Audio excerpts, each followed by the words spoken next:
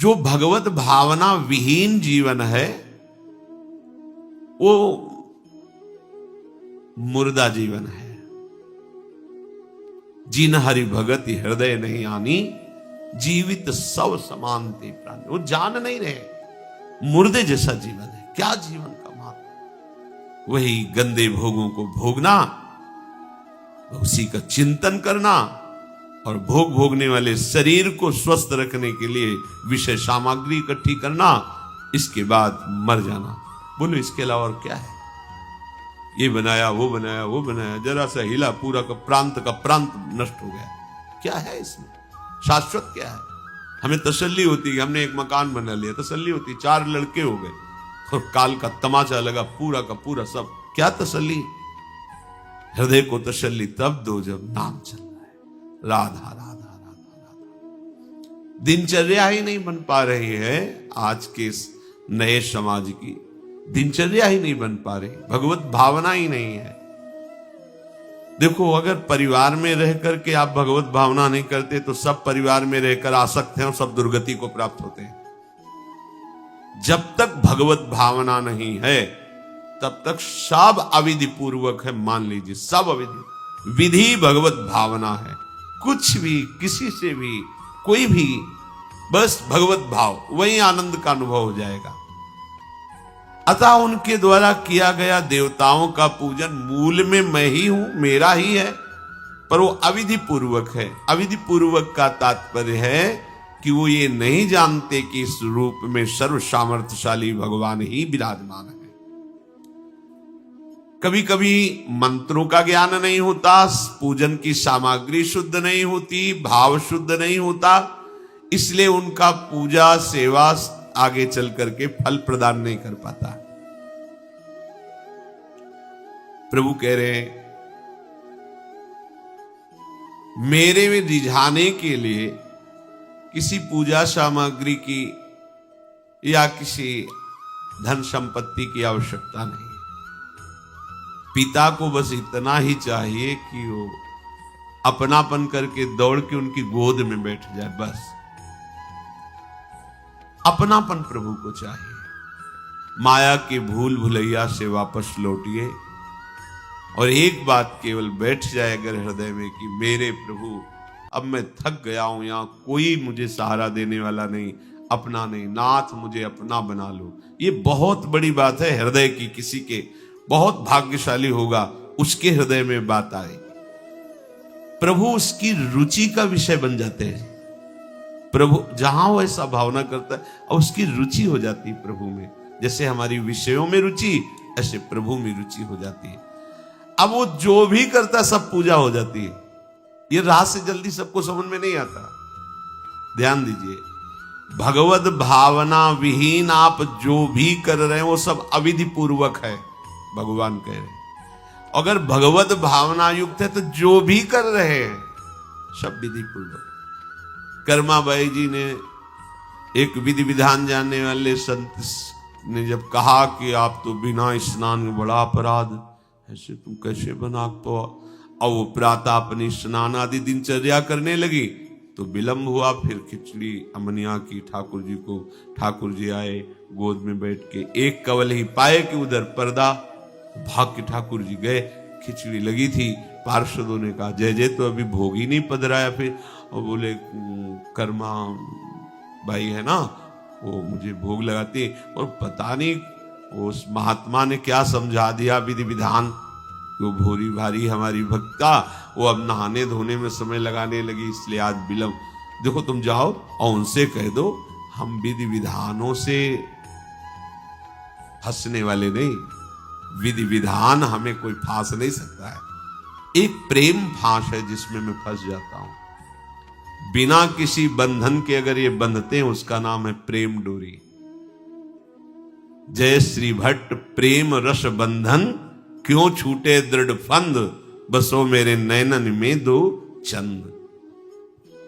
ये बात सबकी समझ में नहीं आती। जाओ उनको कह दो जैसे वो बनाती थी वैसे ही बना। पूरा अविधि है। अगर शास्त्रीय सिद्धांत से दे देखो अविधि है, पर वो महान विधि है जो भगवान को आसक्त कर लिया। कौन सी विधि? मेरे अपने प्रभु, मेरे प्यारे रात में भूखे रहते होंगे।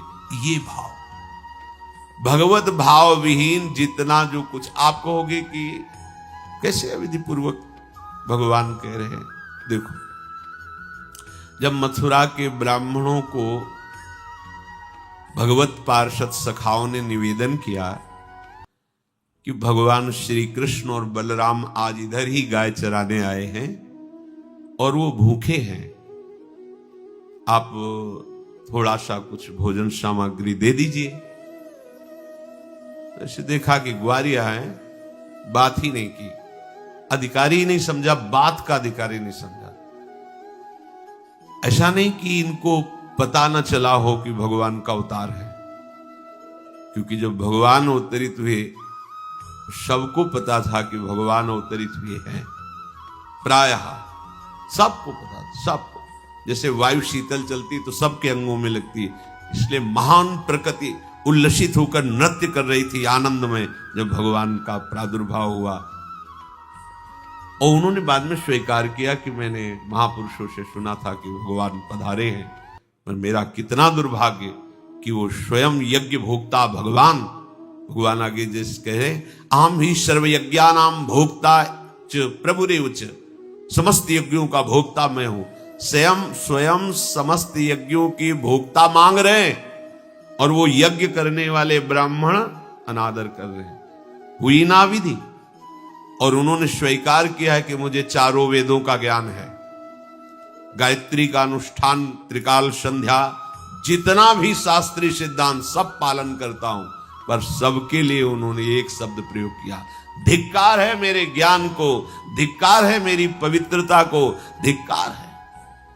स्वयं यज्ञ भोक्ता भगवान मांगे और हमने बात भी नहीं की, पर अहो भाग्य हमारे कि हमारी पत्नियां ऐसी निकली जो हमारी बात बन गई, भगवत साक्षात्कार करने वाली।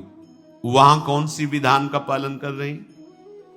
एक ही विधान, केवल अपने श्याम सुंदर मेरे प्रभु की चर्चा सुनकर प्रभु में आसक्ति हुई, आसक्ति ने प्रभु का साक्षात्कार करा दिया। भगवत भावना विहीन बड़े से बड़ा कार्य प्रभु को बिल्कुल पसंद नहीं। दुर्योधन ने दुशासन के महल में ऐसी भोग सामग्रियों का रचना करवाया था कि देवराज इंद्र भी ललचा जाए, और मूल उद्देश्य था कि श्री कृष्ण को रिझा लेंगे, अपने पक्ष में कर लेंगे।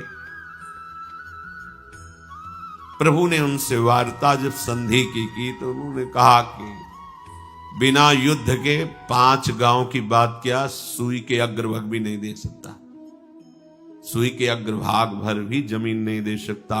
5 गांव की भगवान ने कहा था, ऐसा करो तुम हस्तिनापुर के चक्रवर्ती सम्राट पर बैठे रहो, 5 गांव दे दो पांडवों को, वो मेरे भक्त हैं, मेरा आदेश पालन कर। उनका सूजी अग्रे न केशवा, सुई की नोक भरेंगे। भगवान चलने लगे तो कहा, आओ प्रसाद पा लीजिए, भोग पा लीजिए, आइए महल में। तो उनका पाया वहां जाता है। यदि पवाने वाले में प्रीति हो या पाने वाले को मिलता ना हो, बहुत भूखा हो, मेरे को भूख नहीं है, तेरे में प्रीति नहीं है, चल दिए भगवान उधर गए भी नहीं, और गए कहा भगवत भाव भावित विदुर जी के घर, वहां मांग करके छिलके पाए। देखो, छिलके पवाना विधि है, अविधि है। अभी सेवा अपराध में सुन रहे थे ना, हाँ, अच्छा से अच्छा पदार्थ प्रभु को पवाना, और वो अच्छा पदार्थ तो फेंक रही है और छिलका पवा रही, अविधि है, पूरी अविधि है। लेकिन यही सही विधि है, क्योंकि वो है ही नहीं भाव में इतनी ऊंचाई पर डूबी, उन्हें कोई, जैसी विदुरानी जी वैसे ही लालजू महाराज पा रहे, उनको भी शुद्ध नहीं, और कह रहे वाह बहुत सुंदर, बहुत स्वादिष्ट। वो भाव पवा रही तो वो भी भाव का स्वाद ले रहे। अपने उपास्य देव में प्रियता हो जाना ये सारी विधि है। इसीलिए अपने वृंदावन उपासी जन जो है, वृंदावन रसोपास्य, यहाँ मंत्रों के आदेश से सेवा पदार्थ समर्पित नहीं किया जाता। अमुक मंत्र पढ़ो फिर वो सेवा नहीं, यहाँ तो राधा राधा राधा। और जब जैसा भाव आया, जब जैसा भाव आया, या ऐसा नहीं कि ये ऐसे ऐसे ऐसे न, जब भाव आया अपने भाव में, भावोत्सवेन भजताम रसकाम धेनु। भाव ये थोड़ा भक्ति का फलस्वरूप भाव होता है। जो प्रभु से विलग भाव करके उपासना की जाती है वो अविधि पूर्वक हो जाती है, और जो भगवत भाव करके की जाती है वो सब विधि मानी जाती है। जिसमें हमारे प्रभु को सुख मिले ऐसी भावना करके जो भी किया जाए उससे भगवत प्राप्ति निश्चित है। क्योंकि श्री भगवान कह रहे अहम ही सर्वयज्ञानां भोक्ता च प्रभुरेव च न तु माम अभिजानन्ति तत्वेनातश्च्यवन्ति ते। क्योंकि सब यज्ञों का भोक्ता मैं हूं, मैं सबका स्वामी हूं, परंतु ये जो मेरे से विमुख है ये ऐसा नहीं जानते, ये मुझे तत्व को नहीं जानते, इसलिए ये अन्य भावना किया करते हैं। जो मेरे को नहीं जानते हैं, मेरे भाव से नहीं है, वो कुछ भी करें उनका पतन ही होता है। बात इसमें यह है कि जब अविनाशी नित्य चिदानंद भाव ही नहीं है तो विनाशी खेल में सत्य भाव से लगोगे तो तुम अविनाशी का विनाश ना होते हुए भी विनाश की सारी लीला सहनी पड़ेगी। जैसे आत्मस्वरूप जो हमारा स्वरूप है उसमें किसी शस्त्र का, मंत्र का, किसी भी दैवी शक्ति का कोई भी बस नहीं है। जो हमारा आत्मस्वरूप है कि मंत्रवेत्ता कोई भस्म कर दे, किसी दिव्यास्त्र का संधान करके हमारी आत्मा को छेद भेद दे, अक्लेद्य है, अशोष्य है, अदाय है, फिर भी हम जलते, जलन का अनुभव करते हैं अंतर और बाहर से भी। क्यों? वहां तो बता रहे हैं कि अदाय है, कोई भी ताप आत्मा को स्पर्श नहीं कर सकता, फिर ये जलन क्यों होती है? लगता तो हमें कि मैं अंदर से जल रहा हूं या बाहर से शरीर में अग्नि आदि छू जाए तो ताप लगेगा, क्योंकि हम अपने अविनाशी भाव में नहीं हैं। ध्यान दीजिए, अविनाशी होते हुए भी अविनाशी भाव में ना होने के कारण मुझ अविनाशी तत्व को विनाश की पूरी लीला सहनी पड़ती है, पूरे कष्ट सहने पड़ते हैं। नहीं सहने पड़ते? देखो आप, जन्म मरण मेरा थोड़ी होता है, मेरा स्वरूप नयनम छिन्नन्ति शस्त्राणि नयनम दहति पावकः न चैनम क्लेदयन्त्यापो न शोषयति मारुता, पर हो रहा है। हम जल में डूब के मर सकते हैं, हम वायु के प्रवाह में, हम नाना प्रकार के दुखों के प्रवाह में। क्या हुआ? बोले चूंकि तुम अपने अविनाशी स्वरूप भाव से विलग हो। समझ गए? वही बात यहां श्री भगवान कह रहे हैं कि यदि तुम ये भाव नहीं समझ पा रहे कि सबका भोक्ता मैं ही हूं, सब यज्ञ जितने भी साधन सबका फल प्रभु ही है, मैं सबका स्वामी हूं। जो मेरे को तत्व से नहीं जानते हैं, मेरे पर भाव नहीं करते, उनका पतन ही होता है। कारण ये अविनाशी भाव ना होने के कारण, विनाशी में सत्यत्व भाव होने के कारण परिणामता कुछ हाथ नहीं लगेगा, केवल नाश ही नाश।